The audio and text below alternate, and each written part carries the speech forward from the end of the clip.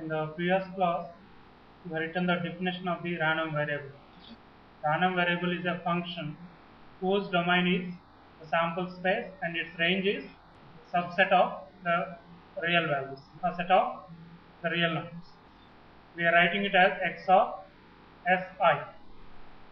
That is, for the sample point Si, this x of Si is taking a value. So this is the mapping between the sample space and the real axis, a subset of the real numbers. That's why here it is a function. Random variable is a function whose domain is sample space and its range is the real axis or real numbers, a set of real numbers. Now we see what is the requirement of a function to be a random variable. So when a function is said to be a random variable. Here the random variable that we define on any sample space must be a single valued function. It must be a single valued function. What do you mean by single valued function? So we already know that for the sample space S1, there is a mapping x of S1. For S2, similarly we have x of S2 and so on. For Sn, we have x of Sn. So here, for a particular sample point S1, this x of S1, this function must take a one value, only one value. Similarly, for this sample point, it should take one value.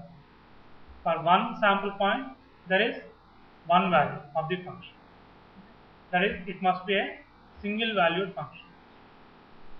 The values that taken by this particular random variable are the real values. Why? Because the mapping itself is from the sample space to the real axis. So therefore, it takes the real values. For a single sample point, it should take a single value. It should not take more than one value for a one sample.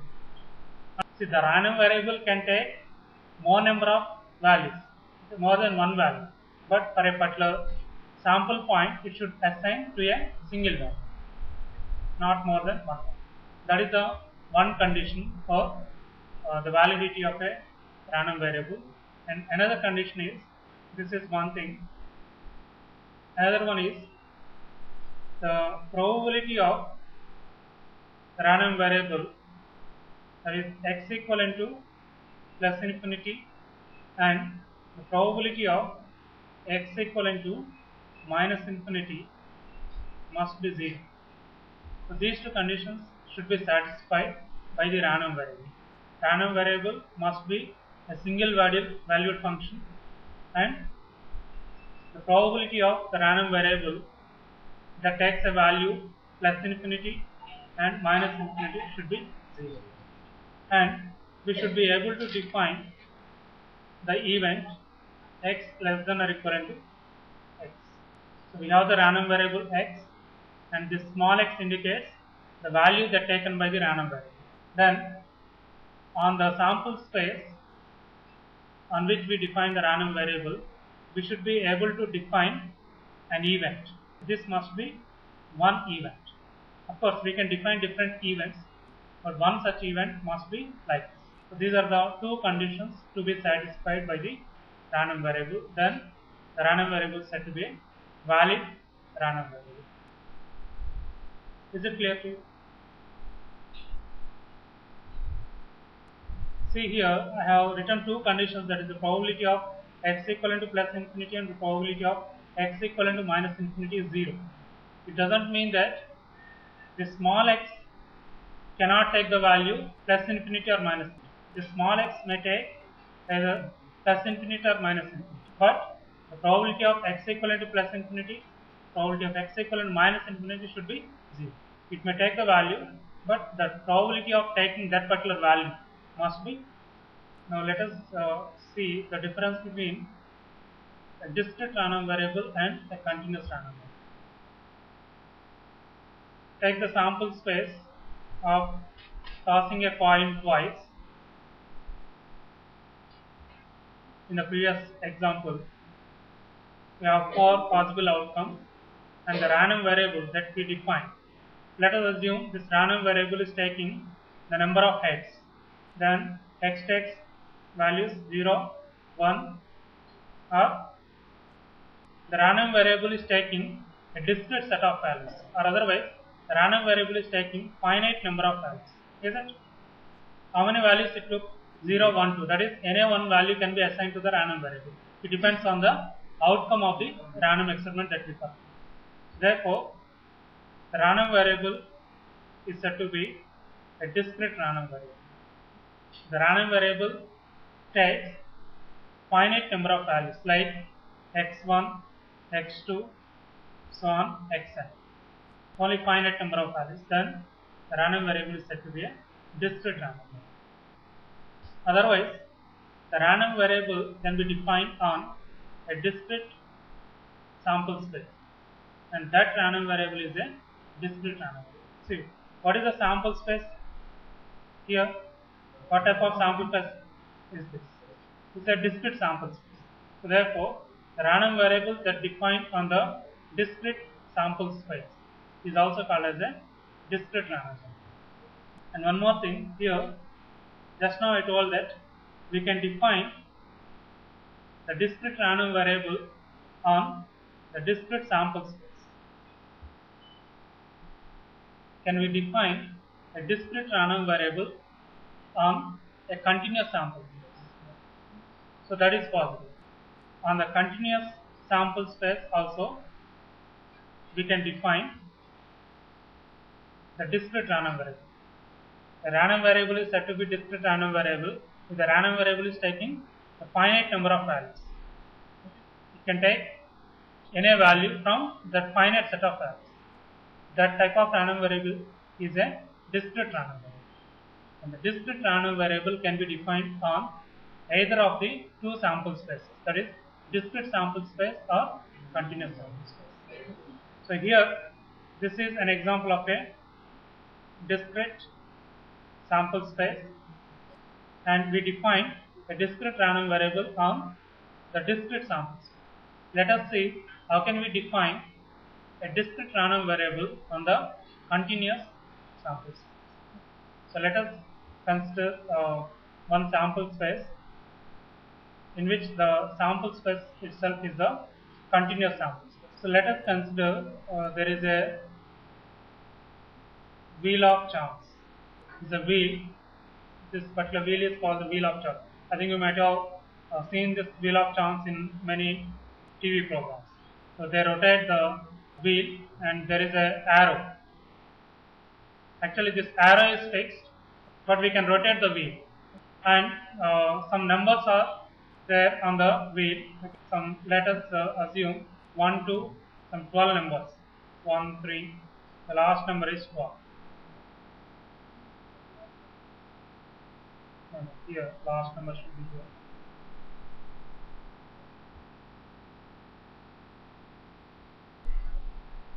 Like this, 1, 2, and so on. Some numbers are there. For example, here the pointer is, that is, if the wheel is stopped at this location, then the value is 1. If the pointer is at this location, the value can be considered as 1.5. That is, those values also indicated here. That is 1, 1.1, 1.2, and so on. That is all possible values because it can stop anywhere between 1 and 2, anywhere. So here, if you perform this experiment, that is, rotate the wheel and leave it, then it will stop at a particular point. Then what will be the value that taken? So let us assume x is a random variable that takes a value that indicated by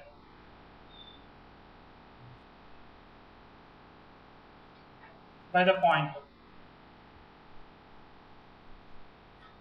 That is, we can define the event, or in this particular sample space, this random variable x is taking the values in such a way that the values may lie in between 1 and 2. That is, if you like, x is the value that taken by random variable, it can take any value between 1 and 4. So this is the sample space. The sample space S is defined in such a way that X takes any value between 1 and 12. So how many values it can take, the random variable X? It can take any number of values. What are the sample points here? 1, maybe 1.1, 1.2. Actually, I did not indicate the values here, but here those values are also indicated. Like this, all the values, all possible values. Let us assume all the possible values are also indicated. Then what type of sample space is this? This is a continuous sample space. Now, how can we define a random variable on it? See, if the random variable is taking all possible values from 1 and 12, then the random variable is called as a continuous random variable, because it may take any number of values, not the finite number of values. So that type of random variable is called as a continuous random variable, which is defined on the continuous sample space. Can we define a discrete random variable on the continuous sample space? So that can also be possible if the outcome is lying in between 1 and 6. If the outcome is lying in between 1 and 6, then the random variable X takes the value 1. Random variable X takes 1 plus 1. If the outcome is lying in between 6 and 12, then the random variable X assigns the value minus 1. In this case, how many values the random variable X is taking? Either 1 or minus 1. That is discrete value. So therefore, in this case, this particular random variable is said to be a discrete random variable, but in this case here, it is a continuous random. Therefore, a discrete random variable can be defined on either discrete sample space or continuous sample space. But what about continuous random variable? This continuous random variable can only be defined on the continuous sample space. The continuous random variable cannot be defined on the discrete sample space. So this is the difference between the discrete random variable and the continuous random variable. And there is another random variable, so called as mixed random variable. If the random variable is taking, that is for some sample points.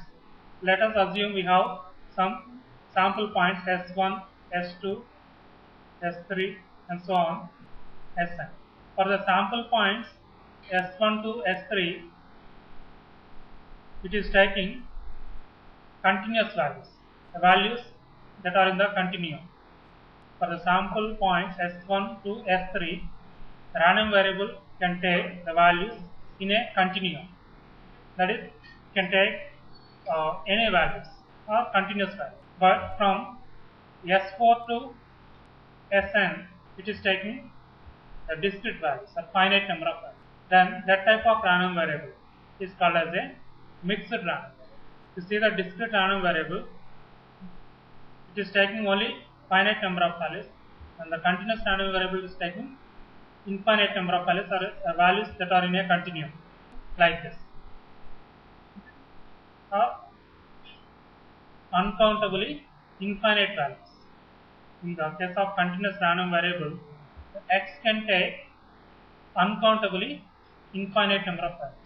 In the case of discrete random variable, it takes countably infinite number of values or finite number of values. In the case of mixed random variable, for some number of sample points, it takes finite number of values, and for the remaining sample points, it takes uncountably infinite number of values. Then that type of random variable is called as a mixed random variable. So these are the different random variables that we encounter in various practical applications: continuous, discrete, and mixed random variable. So let us see what is the probability function. Probability function for a discrete random variable. Let us consider the random variable is discrete, and we are designating this particular random variable as X, and the values that are taken by this discrete random variable are x1, x2, so on, xn. It is taking some finite number of values. Then the probability of the random variable X that takes a value xi. is called as the probability function, and that is designated as f of x. Here I can be 1 to n. So this is the definition of a probability function. The probability function is the probability of the random variable x that takes a value xi. So we already calculated the probability of x equivalent xi in the previous example. That is, we already defined this. We already calculated the probability function of a random variable that we considered so far. Because that is the random variables that we considered so far in the examples are the discrete random variables. In the coin tossing experiment, the dice experiment, the random variables are discrete. So this is the definition of the probability function. The probability function is a function of x. The small x indicates the values that are taken by the value that taken by the random variable x. And the probability function is said to be a valid probability function when this f of x must be non-negative. Why it should be non-negative? See, the f of x itself is the probability of an event. Here the event that we define is x equivalent to xi is the event. So probability of this event definitely must be a non-negative number according to the axiom. So this is the first axiom. And one more thing, I equivalent to 1 to n f of xi must be equivalent to 1. So when these two conditions are satisfied, then f of x is said to be a valid probability function. So let us consider the same example, that is the coin tossing experiment. Again take x is the random variable, and that taking the number of x, and it will be 0, it takes value 0, 1 and 2. Then can you find the probability function of the random variable x? Find probability function of the random variable x in the particular experiment of tossing a coin twice. What is f of 0? F of 1, f of 2. We can calculate. This is 1 by 2. This is 1 by 4. 1 by 2. 1 by 4. We already calculated. F of 0 is probability of x equivalent to 0. So here the same probability function can also be represented as a table. This is a functional representation, and you can represent it in a table also. So here we write the values that are taken by the random variable 0, 1, 2, and here f of x is 1 by 4, and this is 1 by 2 and 1 by 2. And there is another way of representing the same probability function, the graphical representation. That is, we can draw a graph that indicates the values of the probability function f of x.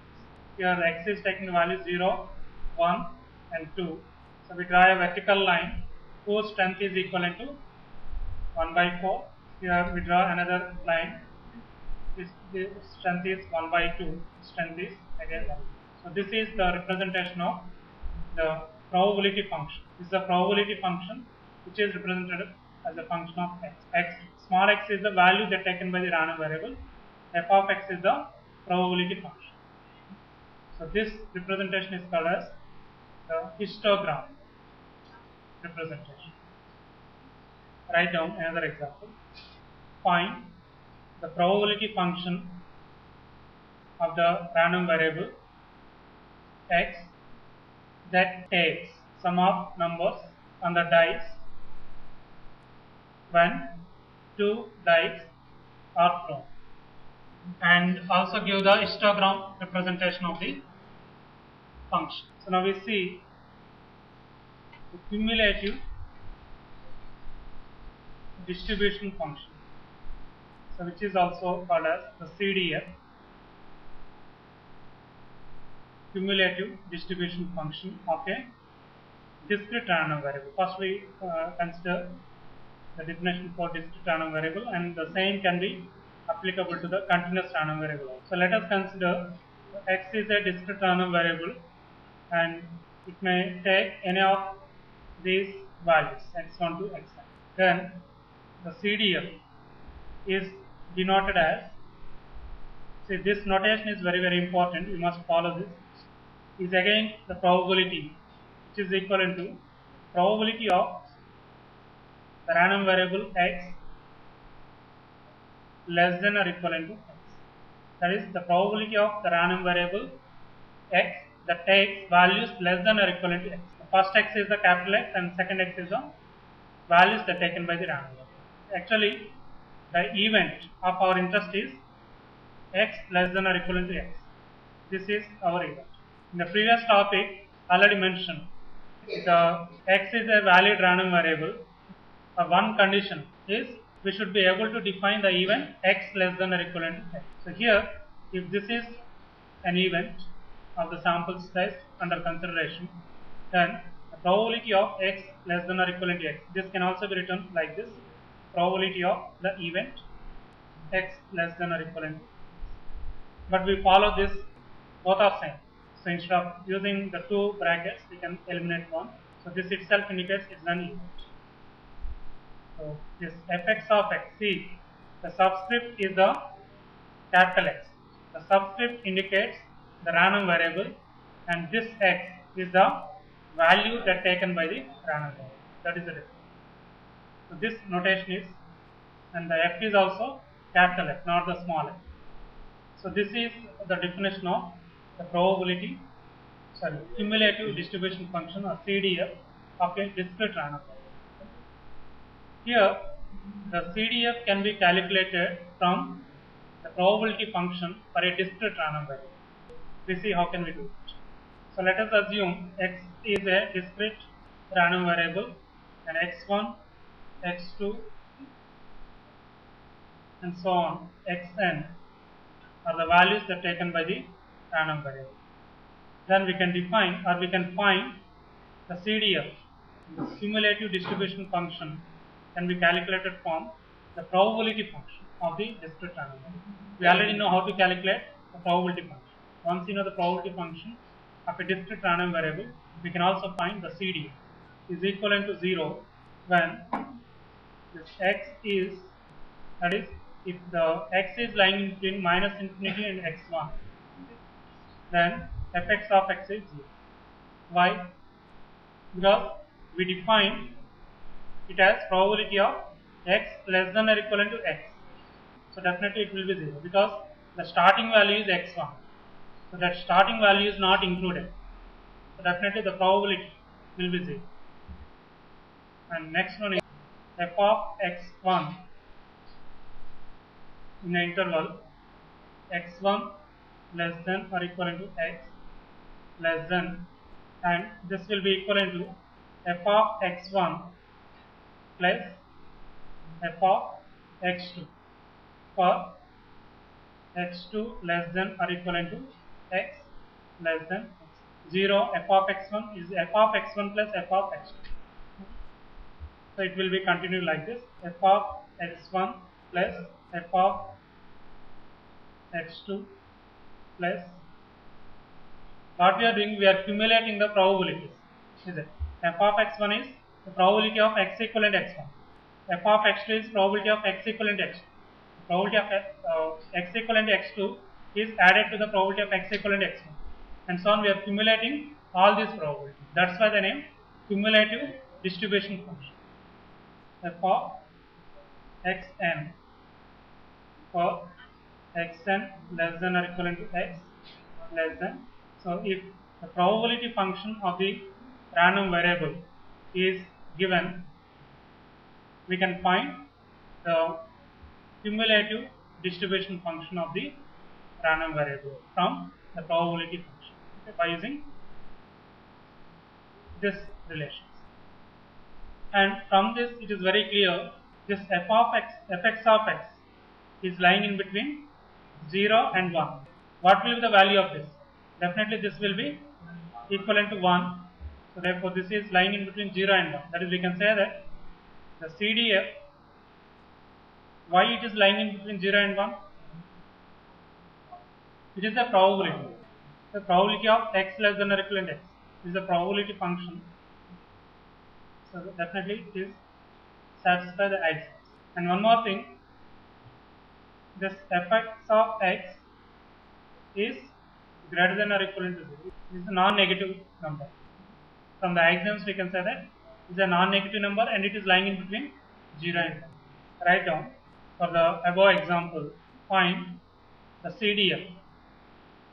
Find the CDF of the random variable x. For the above example is the dice example. That is fx of x is equivalent to 0 for minus infinity less than x less than x1 is 2. Next 1 by 36 for next 1 by 36 plus 1 by 36 plus 2 by 36.